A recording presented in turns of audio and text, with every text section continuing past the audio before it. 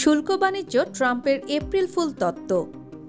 মার্কিন কংগ্রেসের যৌথ অধিবেশনে বক্তব্য রাখতে গিয়ে তিনি বলেন, দীর্ঘদিন ধরে বিভিন্ন দেশ আমেরিকার পণ্যের উপর উচ্চ হারে শুল্ক আরোপ করে আসছে। এবার সেই একই নীতি আমরা তাদের ক্ষেত্রেও প্রয়োগ করব। ইউরোপীয় ইউনিয়ন, ভারত, চীন, ব্রাজিল সহ বহু দেশ আমাদের তুলনায় অনেক বেশি শুল্ক ধার্য করে, যা একেবারেই অন্যায়। ভারতের ও চীনের প্রসঙ্গ টেনে ট্রাম্প বলেন, ভারত আমাদের পণ্যের উপর 100% পর্যন্ত শুল্ক বসায়, যা গ্রহণযোগ্য নয়। আমেরিকার ব্যবসা ও অর্থনীতির স্বার্থেই এই বৈষম্যের বিরুদ্ধে আমাদের ব্যবস্থা নিতে হবে। তিনি আরও ব্যাখ্যা করেন, আমাদের উপর যে হারে কর আরোপ করা হবে, আমরা ঠিক সেই একই হার তাদের পণ্যের উপর ধার্য করব। যদি তারা শুল্ক ছাড়াও অন্য কোনো বাণিজ্যিক বাধা সৃষ্টি করে, আমরাও সেই পথ অনুসরণ করব। প্রয়োজন হলে মার্কিন বাজারে তাদের প্রবেশ নিয়ন্ত্রণ করা হবে।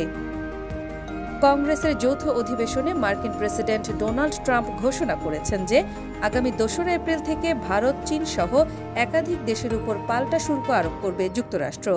ট্রাম্প স্পষ্ট জানিয়ে দিয়েছেন, যেসব দেশ মার্কিন পণ্যের উপর অতিরিক্ত শুল্ক বসাবে, তাদের রপ্তানির উপরেও সমপরিমাণ কর চাপানো হবে।